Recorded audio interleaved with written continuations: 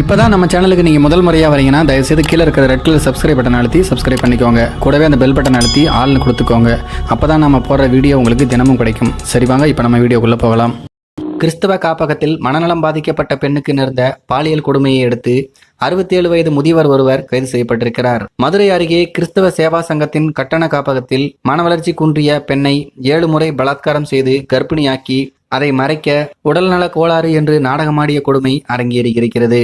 மதுரை மாவட்டம் முத்துப்பேட்டை பகுதியில் கென்னட் அறக்கட்டளைக்கு சொந்தமான கிறிஸ்துவ சேவா சங்கம் என்ற ஆதரவற்றோர் மற்றும் மனவளர்ச்சி குன்றியோருக்கான கட்டண காப்பகம் இயங்கி வருகிறது.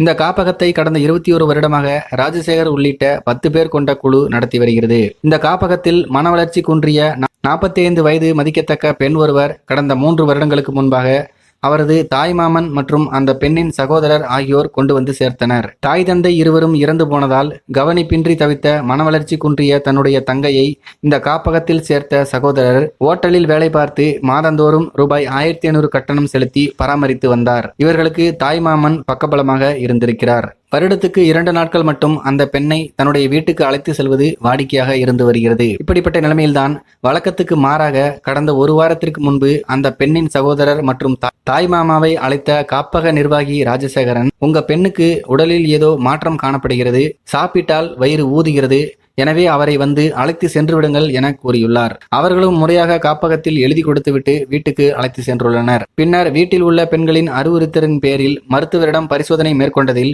அந்த பெண் 9 மாத கர்ப்பிணி என்பது தெரிய வந்துள்ளது. இதையடுத்து என்ன செய்வது என்று தெரியாமல் திகைத்து போன அந்த பெண்ணின் சகோதரர் மதுரை டவுன் அனைத்து மகளிர் காவல் நிலையத்தில் புகார் அளித்தார். புகாரின் அடிப்படையில் காப்பகத்தில் விசாரணை மேற்கொண்டதில் பல வருடங்களாக அங்கு வேலை பார்த்து வந்த 67 வயதான ஊழியர் ஜீவனேசன் என்பவர் அந்த கருப்பு ஆடு என்பது தெரிய வந்தது. மேலும் அந்த நபர் அந்த காப்பகத்திலிருந்து பணியில் இருந்து விடுவிக்கப்பட்டுள்ளதும் தெரிய வந்தது. அந்த 67 வயது முதியவர் பெண்ணை கவனித்துக் கொள்வதாக கூறி அந்த காப்பகத்தின் தோட்டத்து பகுதிக்கு அழைத்து சென்று யாரும் இல்லாத சூழ்நிலையை பயன்படுத்தி சுமார் 7 முறை பலாத்காரம் செய்துள்ளார். இதனை அடுத்து அந்த காமக்கொடூரன் கைது செய்யப்பட்டு இப்போது சிறையில் அடைக்கப்பட்டுள்ளார். மேலும் இந்த சம்பவம் குறித்து காப்பக நிர்வாகிகள் 10 பேரிடமும் மற்றும் காப்பக ஊழியர்களிடம் தீவிர விசாரணை நடத்தி வருகின்றனர். மனநலம் பாதிக்கப்பட்ட பெண்ணுக்கு நடந்த கொடுமை சோகத்தை ஏற்படுத்தி இருக்கிறது.